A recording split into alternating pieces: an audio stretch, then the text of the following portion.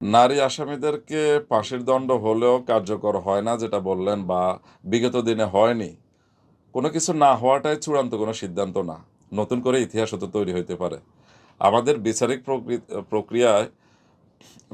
প্রক্রিয়ায় অনেক lengthy process থাকার কারণে, যথেষ্ট বিচারক না থাকার কারণে মামলা অধিক সংখ্যক, অর্থাৎ একজন বিচারকের যে সক্ষমতা রয়েছে তার চাইতে বেশি মামলা জট হওয়ার কারণে আমরা সুফল কোনোটা সরাসরি পাই না।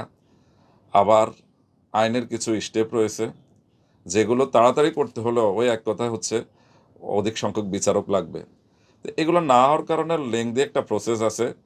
তার মধ্যে আবার আপনি যেটা বললেন নারীদের বিষয় ওই কিছু আছে, ওই রকম জটিলতায় পড়ে আছে।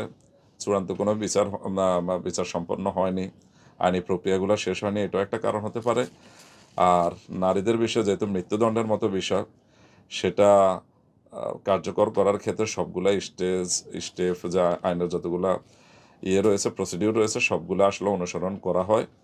ধরেই কাউকে ক্যাপিটাল পানিশমেন্ট দিলে ভিন্ন কিছু, যেটা আমরা বিভিন্ন দেশে দেখি, অন্যান্য দেশে আছে যেগুলো ওয়েলফেয়ার স্টেট, সাধারণত মৃত্যুদণ্ড কার্যকরের পরেও বেশ একটা সময় ক্ষেপণ করে ভিন্ন কোনো ঘটনার উদ্ভব হয় কিনা। কারণ কারাদণ্ড দিলেও লোকটার জীবন থাকে, মৃত্যুদণ্ড হওয়ার পরে ভিন্ন কোনো ঘটনার যদি উদ্ভব হয় তখন তো জীবন ফিরিয়ে দেওয়া যাবে না। তো এটা ব্যক্তির ক্ষেত্রে, নারীর ক্ষেত্রে তো আরেকটু ভিন্নভাবে হয়তো দেখে।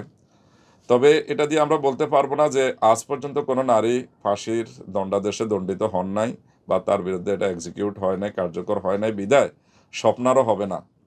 এটা আসলে চিন্তা করার সুযোগ নাই। যা হয় নাই সেটা চূড়ান্ত কোনো বিষয় না। শেষে আবার আমি একটু রিপিট করতেছি, নতুন নতুন কিছু তো আবার তৈরি হতে পারে। আমরা ইতিহাসে চিফ জাস্টিসের বিচার দেখি নাই। বাংলাদেশ হওয়ার পরে আপনি কোনো প্রধান বিচারপতিকে বিচারের কাঠগড়ায় দেখেন নাই, এবারে আপনি দেখেছেন। কোনো নির্বাচন কমিশনারকে কাঠগড়ায় দাঁড়াইতে দেখেন নাই, এবার দেখেছেন।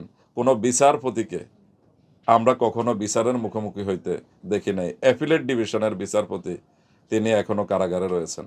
সুতরাং স্বপ্না নতুন করে যদি ফাঁসির দণ্ডাদেশ তার হয়, তাহলে এটা আইনের ব্যত্যয় বা কোনো প্রতিষ্ঠিত নিয়মের ব্যত্যয় হবে না, হয়তো এটাই নতুন ইতিহাস সৃষ্টি হবে।